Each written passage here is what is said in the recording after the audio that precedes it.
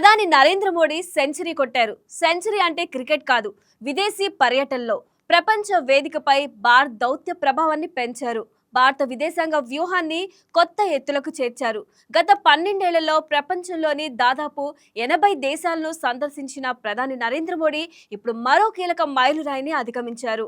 ప్రధానమంత్రి హోదాలో 100వ విదేశీ పర్యటన పూర్తి చేసిన మోడీకి స్లోవేకియా అత్యున్నత పౌర పురస్కారం లభించింది. అంతేకాదు, ఐరోస భద్రతా మండలిలో భారత్కు శాశ్వత సభ్యత్వానికి స్లోవేకియా మద్దతు ప్రకటించడం కూడా ప్రాధాన్యత సంతరించుకుంది. మోడీ విదేశీ పర్యటనల రాజకీయ దౌత్య వ్యూహాత్మక ప్రాధాన్యత ఏంటి? What's the story?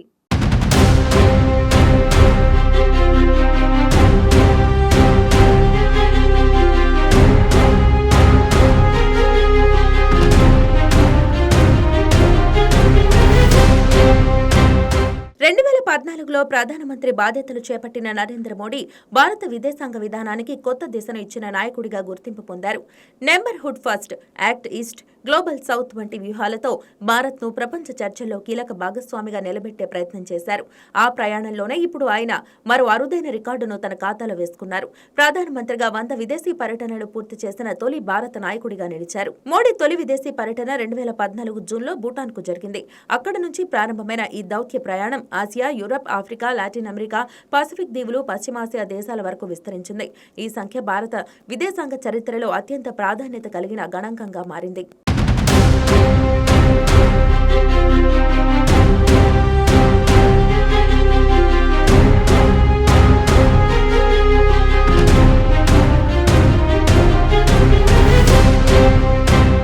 తాజాగా యూరప్ పర్యటనలో భాగంగా స్లోవేకియా చేరుకున్న ప్రధాని మోడీకి అక్కడ ఘన స్వాగతం లభించింది. రాజధాని బ్రటిస్లావాలో జరిగిన ప్రత్యేక కార్యక్రమంలో స్లోవేకియా అధ్యక్షుడు పీటర్ పెలెగ్రిని ఆ దేశ అత్యున్నత పౌర పురస్కారం the order of the white double cross first class ను ప్రధాని మోడీకి ప్రదానం చేశారు. ఈ అవార్డు సాధారణ గౌరవం కాదు, విదేశీ నాయకులకు మాత్రమే ప్రదానం చేసే స్లోవేకియా అత్యున్నత పురస్కారం ఇది. ఈ అవార్డుతో కలిసి మోడీ అందుకున్న అంతర్జాతీయ గౌరవాల సంఖ్య 33కు చేరింది. గత కొన్నేళ్లుగా ప్రపంచ దేశాలు మోడీకి అందించిన అత్యున్నత పౌర పురస్కారాలు భారత్ అంతర్జాతీయ స్థాయిలో పెరుగుతున్న ప్రభావానికి సంకేతంగా విశ్లేషకులు చెబుతున్నారు.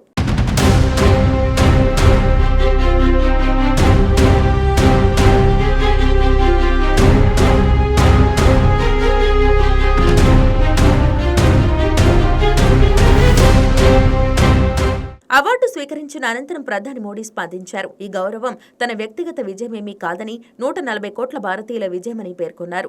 భారత్ స్లోవేకియా స్నేహానికి, రెండు దేశాల ప్రజల మధ్య ఉన్న విశ్వాసానికి ఈ అవార్డును అంకితం చేస్తున్నట్లు చెప్పారు. అయితే ఈ పర్యటన కేవలం పురస్కారం వరకే పరిమితం కాలేదు. స్లోవేకియా ప్రధాని రాబర్ట్ ఫికోతో జరిగిన ద్వైపాక్షిక సమావేశం అత్యంత కీలకంగా మారింది. ఈ సమావేశంలో ఇరు దేశాలు తమ సంబంధాలను స్ట్రాటజిక్ పార్ట్నర్షిప్ స్థాయికి తీసుకెళ్లే నిర్ణయం తీసుకున్నాయి.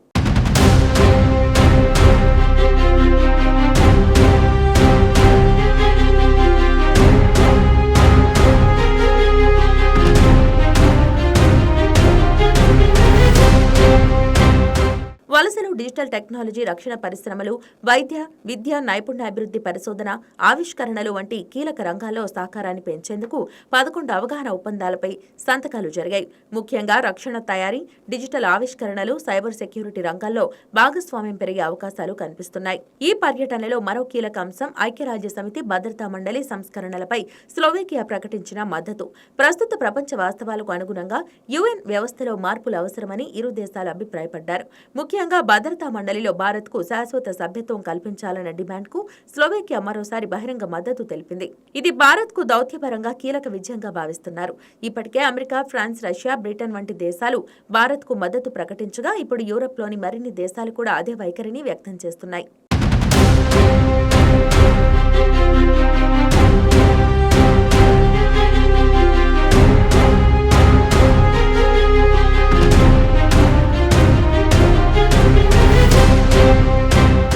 ఉగ్రవాదంపై కూడా భారత్, స్లోవేకియా ఒకే అభిప్రాయం వ్యక్తం చేశాయి. అన్ని రకాల ఉగ్రవాదాన్ని ఖండించిన ఇరు దేశాలు సరిహద్దు దాటి జరిగే ఉగ్ర కార్యకలాపాలపై కఠిన చర్యలు అవసరమని పేర్కొన్నాయి. ఉగ్రవాద నిరోధక చర్యల కోసం సంయుక్త వర్కింగ్ గ్రూప్ ఏర్పాటు చేయాలని నిర్ణయించాయి.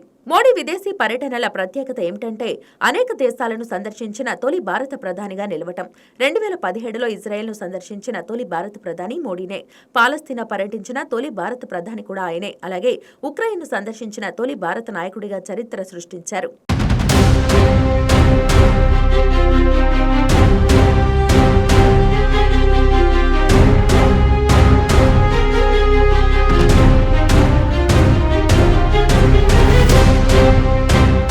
అంతేకాదు Rwanda, Papua New Guinea, Bahrain, Namibia, Ghana వంటి అనేక దేశాల్లో దశాబ్దాల తర్వాత భారత ప్రధానమంత్రి స్థాయి పర్యటనలు జరగడానికి మోడీ కారణమయ్యారు. ఈ పర్యటనలో భారత్ కొత్త మార్కెట్లు, కొత్త భాగస్వామ్యాలు, కొత్త వ్యూహాత్మక అవకాశాల కోసం చేస్తున్న ప్రయత్నాల్లో భాగమని నిపుణులు చెబుతున్నారు.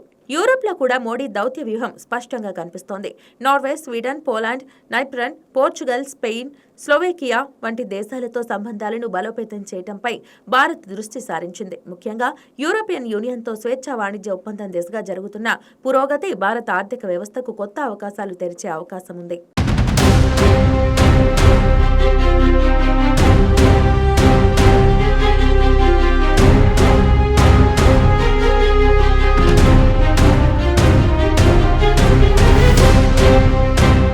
ప్రస్తుతం ప్రపంచ రాజకీయ పరిస్థితులు వేగంగా మారుతున్నాయి.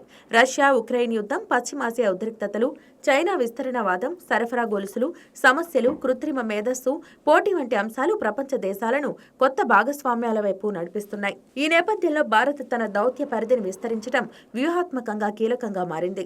ఇక మోడీ యూరప్ పర్యటనలో తదుపరి కీలక ఘట్టం G7 సదస్సు. వరుసగా 7వసారి ప్రతిష్టాత్మక సమావేశానికి హాజరవుతున్న ఆయన ప్రపంచ ఆర్థిక వ్యవస్థ, సాంకేతికత, సరఫరా గొలుసులు, కీలక ఖనిజాలు, అభివృద్ధి చెందుతున్న దేశాల సమస్యలు వంటి అంశాలపై భారత్ అభిప్రాయాన్ని వినిపించనున్నారు.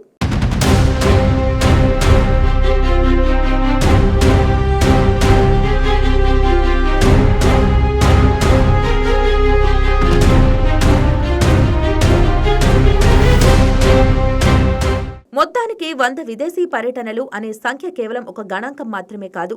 ప్రపంచ వేదికపై భారత్ తన స్థానాన్ని మరింత బలోపేతం చేసుకునేందుకు చేసిన నిరంతర దౌత్య ప్రయత్నాలకు అది ప్రతీక.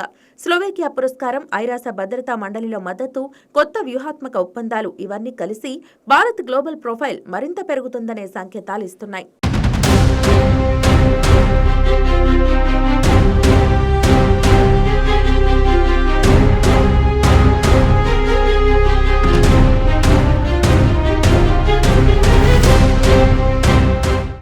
విదేశీ పర్యటనలు, 80 దేశాల సందర్శన, 33 అంతర్జాతీయ గౌరవాలు, స్లోవేకియా అత్యున్నత పురస్కారం, ఐరాస భద్రతా మండలిలో శాశ్వత సభ్యత్వానికి మరో మద్దతు, ఇవన్నీ కలిపి ప్రధాని మోడీ విదేశాంగ వ్యూహం ఎంత విస్తృతంగా సాగుతుందో సూచిస్తున్నాయి. అయితే ఈ దౌత్య విజయాలు భవిష్యత్తులో భారత్కు ఎంత మేర ఆర్థిక వ్యూహాత్మక లాభాలను అందిస్తాయనేది ఇప్పుడు ఆసక్తికర అంశంగా మారింది.